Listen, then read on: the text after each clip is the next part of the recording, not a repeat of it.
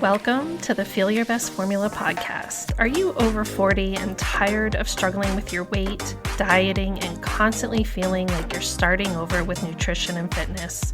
Do you wish you had more energy? Do you want to lose weight and finally keep it off for good? I'm Lil, a certified nutrition coach and former registered nurse. I too have been there, and at the age of 44, I decided I was done with fad diets and chasing a lower number on the scale. I was so tired of constantly starting over and wondering why I couldn't get lasting results. I became a nutrition coach and created the Feel Your Best formula for women who want to build muscle, lose fat, and keep it off for good. If you're ready to build a better relationship with food, the scale, and your body, let's build your formula for feeling your best. If you're new here, make sure to check the episode details for the link to my newbie starter guide. You'll receive an email straight to your inbox with everything you need to start building your Feel Your Best formula. I'm so glad you're here. Now let's dive into today's episode.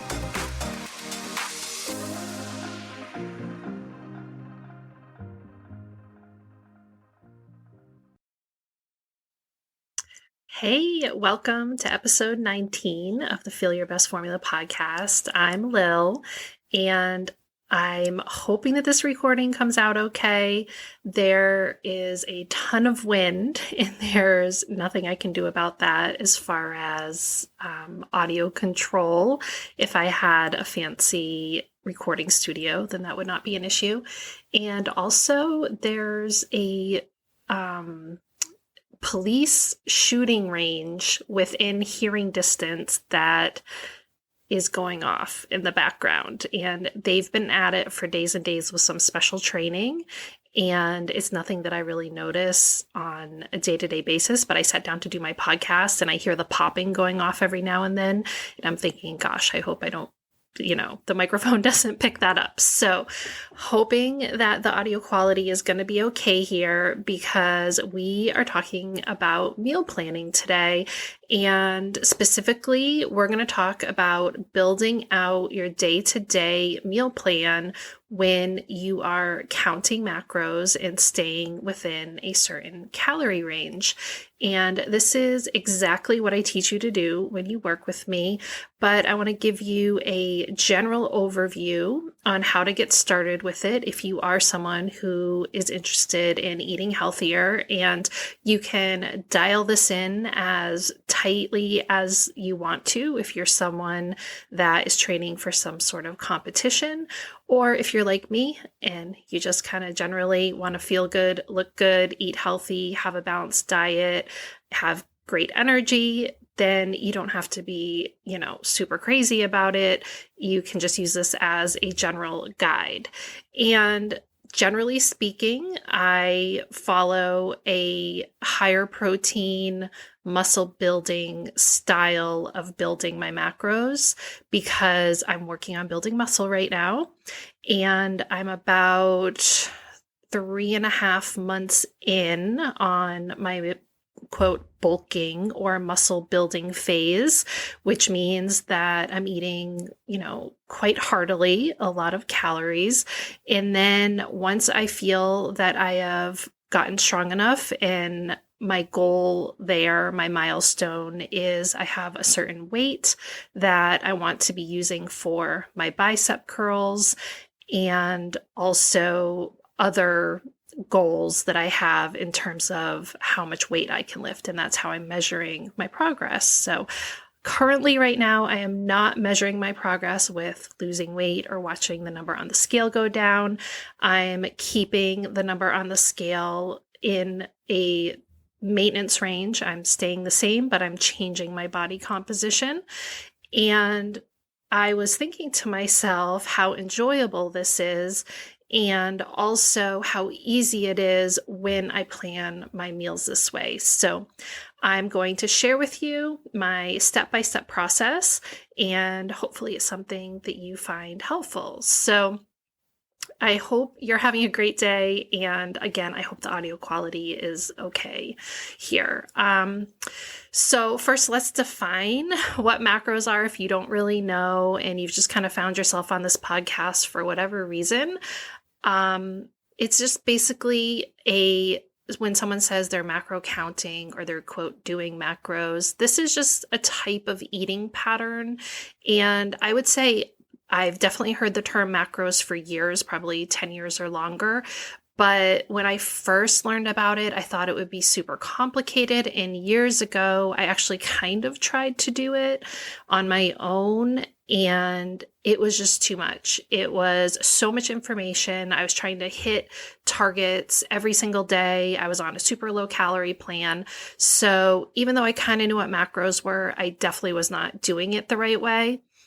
And I really started diving into it about 18 months ago. And then really a year ago, I started getting serious about it and start planning my meals around macro counting and educating myself more on it.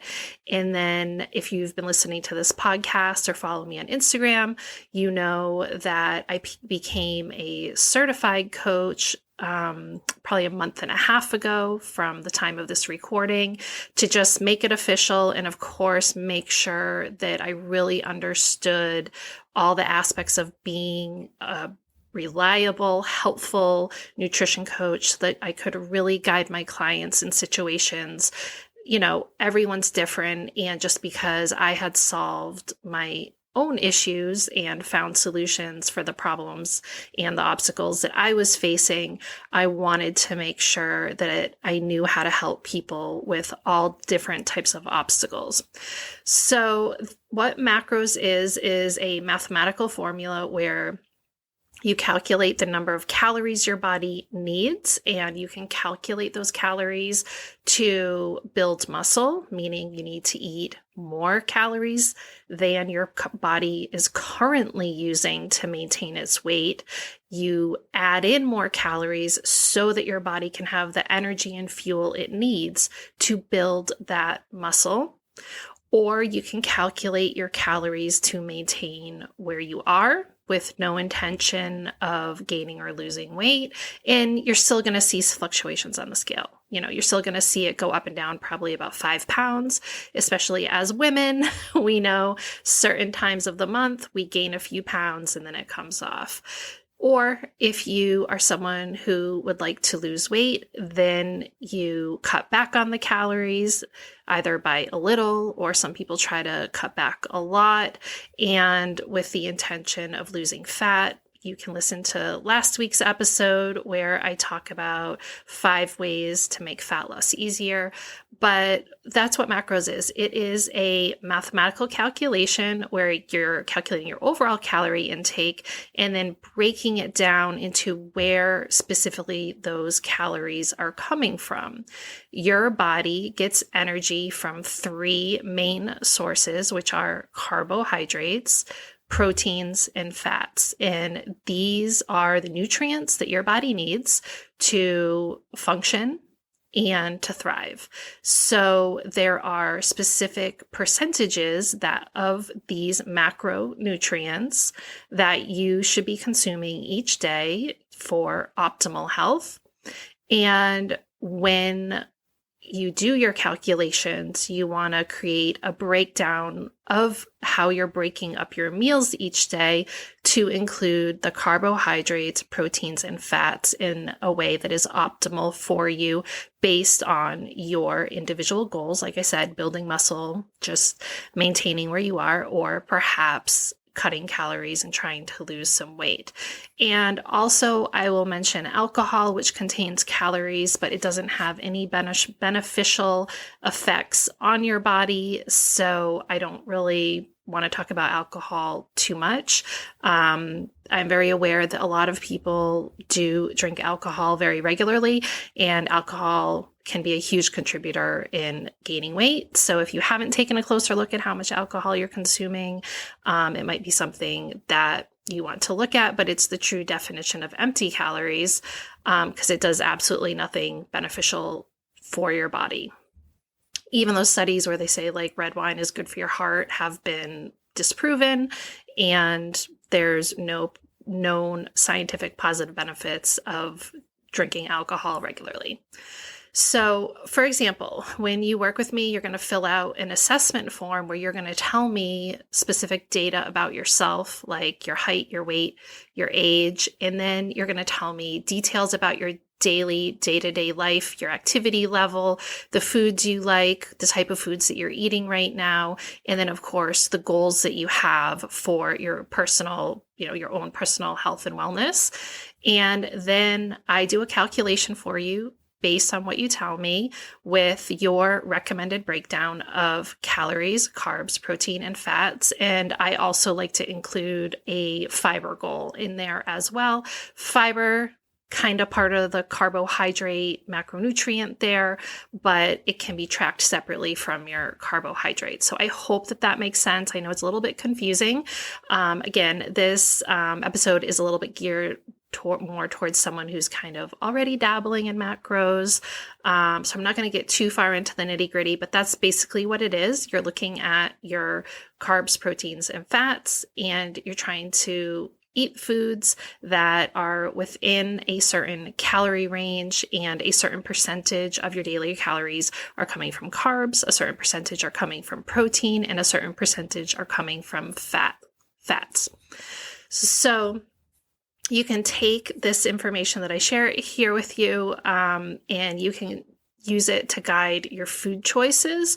When you work with me, I help you figure out the food choices that make it easier to hit those macro goals and really streamline that process. So I'm trying to give you kind of an overview here based on if you were working one-on-one with me, it would be a more individualized conversation, obviously. So this is a step-by-step formula for planning your daily meals around your macro count. And I also want to say, I know sometimes we just want a done for you approach. Like you're like, just Lil, tell me what I need to eat. Tell me what I should be eating. Tell me what I should not be eating. And we don't want to put in a whole lot of effort. We just want to be handed a piece of paper and take that and run with it. But my approach as a nutrition coach is to teach you how to eat in a way that works for you. It's that old saying, give a man a fish and he eats for a day, teach a man to fish and he eats for a lifetime. So I want to make sure you understand the process of how to choose your foods that are in alignment with your macros, and you're not just being handed a meal plan. My goal as your nutrition coach is for you to fire me. I don't want you to feel like you need to have this guidance for months and months and years and years and years. I think that some nutrition plans, they want you to constantly need that support. They want you to constantly be paying the money because they don't want you to figure it out on your own. And I want you to figure it out on your own, whether you book a 1-to-1 45-minute session with me where I just give you your calorie, macro count, everything you need to get started right, and you run with it. Or if you sign up for my 3-month coaching and then decide to do another 3 months, because a good 3 to 6 months is really the amount of time you need to really figure things out, especially if you're starting from zero. But beyond 6 months, I really don't want you to feel a need that you need my help. I want you to feel like, you know what? I know what to do. I know the rest of my life, how I'm going to figure this out.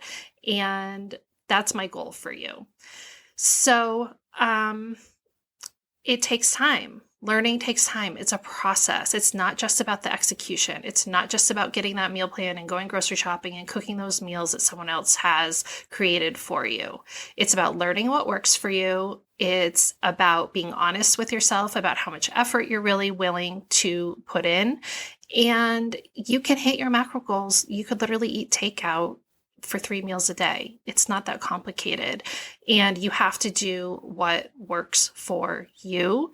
And feeling ashamed or not even wanting to get started because you just feel like it's going to be overwhelming and too hard, can be something that prevents you from living your best life. And here we're all about creating your best formula for you. So there's no shaming. It's just all about being honest about where you are, being honest about where you want to go, and being honest about, are you willing to do the work that it takes to get there? And the other thing about macro counting is, depending how you want to set up your calories, you could take months and months and months to take off the weight in a more enjoyable way, or you could slash your calories, lose the weight really quickly, but it could be a really unenjoyable process where you're hungry and cranky the whole time. So this is not, again, a one size fits all. This is about finding out what works for you, and it does require patience and the willingness to be part of the process. Okay, so let's move on to the meal planning process, because I know that's what you came here for. And I'm going to simplify this process because right now maybe you're driving in the car or you're folding laundry. So I will make sure to have the show notes on my website. So if you aren't able to take notes while you're listening, there will be additional information there. Basically, I'll just copy paste my script here so you can see the notes. So don't worry about it. If you're driving, doing something with your hands right now, which I'm sure you are, don't worry about taking notes. Okay, so step one, of course, is making sure that you get your calculations done and you know how many calories you're going to be aiming for, and how much protein, how much carbs, how much fat. And, when I say your goal, I'm not saying that you have to hit, say you should be eating 1,800 calories a day based on your goals. If you eat 1,600 calories today and 2,000 calories 2 days from now, but overall you're hitting about 1,800 calories a day, you're still going to get results. And I've seen so often where we can get so disordered, and caught up in the weeds of being perfect that it completely takes over our lives and it makes us throw in the towel and give up. So I want you to right now decide, unless you're an elite athlete or doing some sort of muscle building competition, decide, you know what? I'm using this as a goal, but if I'm like a little bit over or a little bit under, it's not the end of the world. You're just using it as a guide. So definitely be careful if you're doing the calculations yourself, because a lot of people are going to be tempted to really cut calories. You're going to see, oh, if I cut out 500 calories a day, I'm going to lose X amount of weight really, really fast. But you also have to think of what the reality of eating that number of calories per day is. And obviously you can head into very dangerous territory if you are heading down towards 1,200, 1,000 calories or less per day. So you can do the calculations yourself, or you can work with someone like me who can help you create a goal that is really going to work for you. Now, once you have your calories and macro count, you want to make sure that you download an app for tracking. I cannot imagine trying to figure this out without an app. It would be a total nightmare. I recommend using the Lose It app, and that's where my clients, they use Lose It, and you can connect with me on there, and I can literally go in and see exactly what you're eating in your tracker and do a review and have some suggestions or food swaps and things like that. So once you have that app downloaded, you want to set your calorie and macro goals manually. I repeat, do not use the calculator that's included in your app, whether you're using MyFitnessPal or Lose It or whatever. That is just a very general setup. And oftentimes they're assuming that you want to lose weight.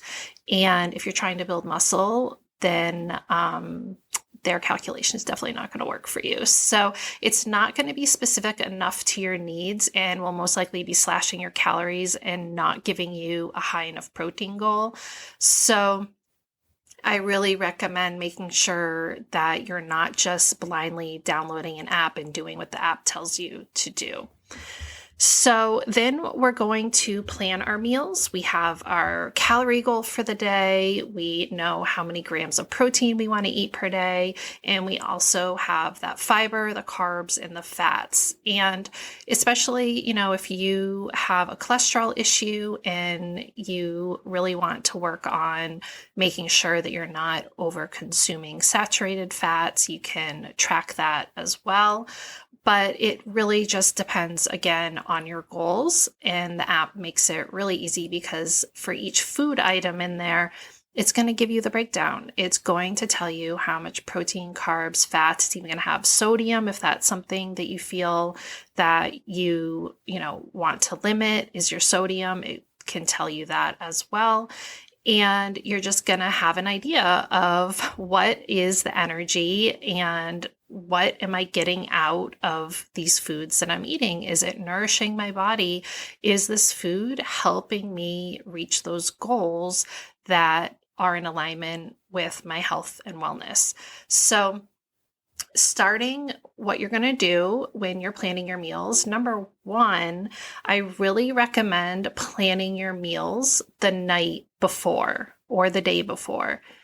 At that point in the day, if you do it right after dinner, you can look in your fridge, your freezer, your pantry, and you can see, okay, this is what I have in my refrigerator. I've got some leftover grilled chicken. I've got some steamed broccoli. I've got a bag of salad mix. Maybe you have some leftover quinoa or pasta. And okay, well, when I am making my lunch tomorrow, let me use some of these ingredients that I have on hand. And you can do a larger planning at the beginning of the week, but when it comes to actually planning what you're going to eat within the next 24 hours, I really recommend finalizing it the night before, because then you're going to know exactly what you have on hand. If you're like me, you have a busy household, you have kids who will suddenly just decide to, inhale an entire plate of leftover chicken or something. You don't want to be going to make your salad for lunch the next day and oops, there's no chicken in there. So that's what I recommend. I recommend the night before. I mean, if you live alone, no one else is raiding your fridge and you feel you could plan everything a week ahead of time, then do that if it works for you. The other reason I recommend this is you don't always necessarily know what you're going to feel like eating. You may have on your menu, I'm going to have a Greek yogurt parfait every single morning, but you might wake up tomorrow and you might want to have eggs or what have you. And you can map it out the night before, but then in the morning, if you change your mind, you can just easily swap it out, just making sure that you're tracking those ingredients. And you're also not going to plan something the night before that, if you look at your schedule and you realize that you have to be at an early morning appointment or what have you, you can look at your schedule and make sure that the foods that you're choosing are in alignment with your lifestyle that next day. You don't want to be planning meals that are complicated and take a long time to put together if you have very limited time. And then if you have the energy and you feel up for it, you could even prepare something the night before so that it's ready to grab and go the next day. Again, this is where your judgment and your self-accountability and responsibility comes in, where you have to be willing to learn what does and does not work for you. If you wake up that next day and you find yourself in a position where you realize you really should have taken just an extra 3 to 5 minutes to put something together the night before, maybe hard boil some eggs or what have you, you're just learning a lesson. It doesn't mean you failed. And you just think, okay, next time when I'm in this position, I'm gonna take that extra time to, steam some veggies or throw some chicken in the air fryer, making sure that I have enough protein, and you're just learning what works for you. Okay, so here we go. I kind of got off track here, but what we're doing is we're starting with, from your macros, we're starting with your protein. And you're going to know what your daily protein goal is based on your calculations. So, for example, if your daily protein goal is 120 grams, then you're probably going to want to have a minimum of 30 grams of protein with each meal and a total of 30 grams of protein with your snacks. And if you're doing a workout, you're probably going to want to make sure you have about 20 grams of protein after that workout as your post-workout meal, a protein and a carb. But this is how you're going to break it down, because what you don't want to do is just have some toast and peanut butter for breakfast, and then all of a sudden it's 7 p.m. and you realize you've only had 40 grams of protein all day. And how are you going to hit that 80 grams of protein goal in one meal? So I really recommend plugging in the protein that you're going to have for breakfast, whether that's a protein shake, maybe some Greek yogurt, some eggs, some egg whites, and plug that into your app and get your protein goal all mapped out in your app. And I really personally find that having 3 really filling meals works for me. I have 3 really filling meals, and then I usually have an afternoon snack. But you might be someone who prefers to have 5 smaller meals. So experiment and see what works for you. Regardless of how you're eating, I would really aim to eat a good portion of your protein before you get to your dinner time. I really wouldn't leave more than 25 to 30% of your protein intake to the dinner time meal. You want to make sure that you're getting that protein in throughout the day. It's better for your body. And again, you're not going to end up panicked at the end of the day, realizing you're so far away from your goal. So figuring out what works for you, or some days you might do better with 5 small meals, and some days you might need to do 3 big meals. Totally up to you. Just experiment and see what works for you. I like 3 big meals because I get really full and satisfied, and I do not need to eat, and I don't have to think about what I'm going to eat. I don't obsess over my next meal. When I eat small meals, I'm always hungry a couple hours later, and then I feel like my whole day is spent thinking about what I'm going to eat, eating, thinking about what I'm going to eat, eating, and I find it way less distracting to just eat 3 really large filling meals and then having a really simple snack. So plug in those protein sources for breakfast, lunch, and dinner, and decide what you're going to eat, and know that it's flexible. You can always change your mind, but you're creating that goal for the next day.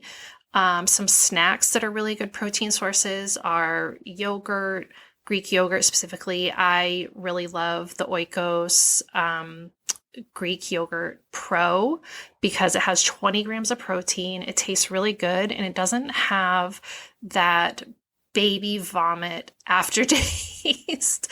I don't mean to insult anyone here if you really love Greek yogurt, but that aftertaste to me reminds me of when I worked in the nursery. You know, I was a labor and delivery postpartum nurse, and that aftertaste of Greek yogurt just reminds me of baby spit up. So it doesn't have that icky aftertaste, and it has awesome macros. So Oikos Pro, if you can find that at your local grocery store, highly recommend it. Cheese sticks, hard-boiled eggs, turkey, pepperoni, all great on-the-go sources, a protein bar, a protein shake, things like that. So what you're going to do, you plug that food in. So say you're going to have grilled chicken. So in the Lose It app, I would choose cooked. When you're doing your meats, you always want to make sure that you're tracking it the same way that you're going to weigh it. So I'm going to do grilled chicken, and I'm probably going to do somewhere between 100 and 130 grams, which is going to give me somewhere between like 20 and 40 grams of protein. And I'm going to plug that into my calculator. Plug each food item in, and then all you have to do is adjust the amounts so that it adds up to the total that you're aiming for. So does that make sense? So you're going to choose your Greek yogurt. Don't worry about the amount, just add it in. Then you're going to choose your grilled chicken. Don't worry about the amount, just add it into your tracker for lunch. And then say for dinner you're having salmon, just add the salmon into your tracker. And then add in whatever snacks you're going to do to your snack section. and then see what you end up with. And then you most likely are going to need to increase the amount or decrease the amount. You're going to go into that lunch and see maybe the chicken automatically tracked at 20 grams of protein, but you're only at 100 grams of protein for the day and you're aiming for 120. So you say, you know what, let me change the amount of grilled chicken that I'm going to eat and let me add 10 grams of protein and weigh accordingly how much chicken that is going to be, and then add another 10 grams to dinner, and then boom, I've hit 120 grams for the day. I hope that makes sense. That's what you're going to do with all of the things that you're tracking. And now I've mentioned this before. The only things that I track are my calories, my protein, and my fiber. So the fiber is probably something that's going to be a little bit harder for you to track, but that's what I plug in next. If you are brand new to starting and you really haven't been paying attention to how much fiber you're consuming, I'm guessing that you are not eating nearly the recommended amount that you should be having. And this is probably where you're going to have to make some really big adjustments, maybe adding in a high fiber cereal, switching to bread that has whole grains, that has a great fiber source, making sure that you're eating enough fruit, vegetables that have fiber in them, and swapping out those choices. If for your breakfast, you are choosing to have some eggs, maybe some egg whites, and you're choosing just a regular piece of white bread, you're going to notice that you'll be lucky to have 1 or 2 grams of fiber in that. So maybe you want to grab the bread that has 4 to 5 grams of fiber to amp up that fiber count. I personally choose a protein shake that has 3 grams of fiber in it because I know it's a way for me to just get a little extra fiber. So you're going to want to be paying more attention to the quality of the ingredients, what is in the foods that you're eating. It is best to get your fiber from whole food sources and not necessarily foods that are supplemented with fiber like psyllium husks. So you're better off eating whole grain breads and whole fruits and things of that nature rather than buying those wraps that are touting that they have, 14 grams of fiber in them, because that fiber is just fiber that they're adding in there. It's not organically inherent to the ingredients that are making up the wrap, if that makes sense.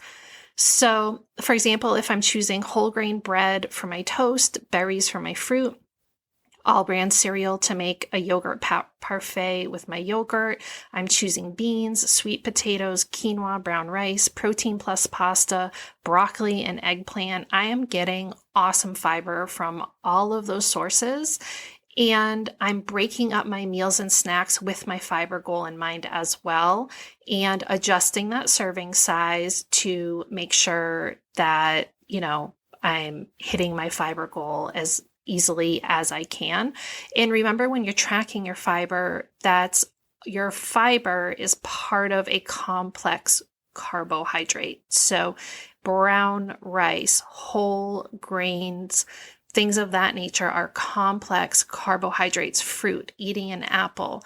That means that the fiber is slowing the digestion of the carbohydrates and sugar that you're getting from that food item. So when you're eating fiber, you're also going to be helping to hit your carbohydrate goal. And if you're training for a marathon or a triathlon, then you also want to pay attention to timing of your meals. I do help athletes with this as well, mapping out a training food plan. And if you're working out for more than 60 minutes, then you also want to be making sure that you're supplementing with carbohydrates to fuel you through those workouts. But overall, if you're tracking your fiber and hitting your fiber goal, you're also going to be hitting your carbohydrate goal. Now, the next step, again, pretend depends on your personal goals. Like I said, if you've been to your physician, you have any concerns with your screenings or blood work, then you may want to be tracking your sodium and fat intake. But I personally don't. I just hit those protein and fiber goals. So if you want to have that third level of tracking, you can. But here's the thing. The simpler you can make this process, the easier it's going to be on you. And if you're hitting your protein goal, you're hitting your fiber goal, and you're staying within your calorie range, and you're changing that mindset, instead of saying, I am restricting, these are the foods I cannot eat, to, oh my gosh, what foods should I be eating? How am I going to make it a goal rather than a restriction? That mindset shift is incredibly powerful. And the cool thing is once you hit your protein goal and your fiber goal, if I have calories left over, and I do almost every single day, then I'm going to eat something, maybe have a scoop of ice cream or a brownie or something that I'm still tracking it, but you have so much more flexibility and you still can feel really great about how you're eating because you know that you're fueling your body in this incredible way. I don't recommend having a ton of treats. If you're on 2,000 calories a day, you probably don't really want to have more than 200 calories or so that you're eating those calorie dense foods like brownies, chips, things that we call junk food or treat food or things like that. But when you're so full and satisfied with your protein and fiber, then honestly, your cravings are going to be controlled so much more easily. The only time I really struggle is during those times of the month when my hormones are like, you just need to eat everything in sight. And during that time, I just increase my calories a little bit. I let myself have some treats here and there as I want them. Those couple days are done and I move on. No harm done. And again, it's about not having the all in or all out mentality. So if you do need to track, your cholesterol, whatnot, then you have to be careful with the amount of saturated fat that you're intaking, and you need to be a little bit more careful with those wiggle room calories. But overall, you're going to have more room for those treat foods that you enjoy. Okay, if tracking the carbs and fats, don't want to confuse you here. Carbs, if you are diabetic or pre-diabetic, of course, you're going to be wanting to schedule your carbs with your insulin or spaced out throughout the day as your registered dietitian and physician have prescribed to you. So yeah, you're going to be tracking carbs. But generally speaking, if you're someone with no underlying medical issues, you can just focus on calories, protein, and fiber. All right. So when you're planning those fats, so this is the final step of the process where you're going to be adding flavor to your meals and you have some of those wiggle room calories, what I like to do is add some pesto or chimichurri sauce, add some salsa, some butter to your toast, avocado, salad dressing, ketchup, dip, hummus, cheese, all those extra things that make your meals taste really, really good. Then I add those in and see where my calories are at. So you're building that meal with your protein, with your fiber that also includes the carbohydrates, and then you're finishing it off with those healthy fats.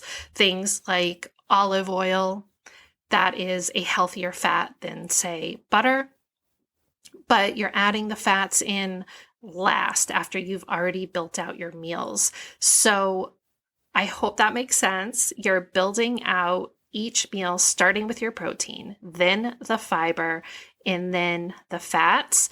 And you want to be making sure that you're getting a nice mix of fruits, veggies, whole grains, dark leafy greens throughout your week, and eating a variety of plants. It's also really important for your gut health and your microbiome to be eating a variety of different plants throughout the week. So yeah, totally fine to repeat a lot of the foods that you really enjoy, but also try to throw some variety in there. Some weeks I'll get kale, other weeks I'll get spinach, I'll do butternut squash, I'll do different colored peppers, asparagus, green beans, eggplant, zucchini, onions. These are all plants. Whole grains are also plants. Corn is a plant. So getting all this diversity from different plant sources is really, really good for making sure that you're getting more micronutrients and also introducing the healthy prebiotics for your gut health and overall wellness. Okay, so hopefully that makes sense. And what you have, like I mentioned, you got to have patience. So it's going to take you some time to start to recognize the foods that you really enjoy and help you reach those goals. So have patience to try new things, and you got to let go of those old beliefs where, it's all about not eating certain foods. Flip that switch and say, I'm looking for the foods that I do want to eat that are going to help me reach these goals. The expertise of a coach like me or someone else can really be a valuable resource for streamlining this process for you and helping you when you reach those sticking points that you're just really having a hard time figuring out what the next step is. I also want to make a note here about one reason why I love counting macros versus other ways of eating is it takes confusion out of the foods that are mixed sources. So carbs and proteins or proteins and fats like beans or quinoa. On previous ways of eating, I always struggled. They would say, like, if you're a vegetarian, you can count your beans and your quinoa as a protein. But if you eat meat, then you don't. And it's like, well, some days I don't eat any meat. So what are beans to me on those days? It was just overly complicated. Or if you take a food like peanut butter that provides both fat and protein, it's primarily a fat, but it also does provide some protein. It's going to give you clarity on how that's going to fit into your day. And you just plug it into your tracker and this is how much protein I'm getting. This is how much fat I'm getting. This is how many carbs I'm getting. And you don't have to worry about classifying your foods. Okay, so let's review the step-by-step process. Number 1, you're going to get your calculations. Number 2, you're going to download a tracking app. Number 3, you're going to set your goals in the app. Number 4, you're going to choose your proteins. Number 5, you're going to choose your fiber, your complex carbohydrates. Number 6 is optional, but you can adjust saturated fat or carb goals. And then you're going to add in the healthy fats. And then you're going to fill in the calorie gaps with some fun foods like extra fruit, pasta, Oreos, ice cream. I aim to not have more than 10% of my total calories from those types of foods. But honestly, when you're so full and satisfied from the foods you're prioritizing, those foods that are keeping you full and satisfied, you're not really going to have room for those calorie dense foods, and you're going to be so much less likely to binge. All right. I feel like that was so much information, but I hope it made sense. And you can always email me, lil@liliuslewis.com, if you have any questions about anything I've said here. That was an information-packed episode, so make sure to check out my website for more information. And I've got all kinds of blog posts and all kinds of stuff on there. So thank you so much for tuning in, and I will see you back here next week. Thank you so much for tuning into today's episode of the Feel Your Best Formula podcast. If you haven't already, make sure to check the episode details for my new listener starter guide, and any additional resources mentioned in the episode can also be found in the show notes on my website. You can always find me on Instagram @macroswithlil, and for more healthy lifestyle tips, recipes, and information on my one-to-one and group coaching services, make sure to check out my website. All the links can be found below. If you know someone else who is ready to start building their formula for feeling their best, please share the love and send them a link to the podcast. I hope you found today's episode helpful, and I'll see you back here next week for a brand new one.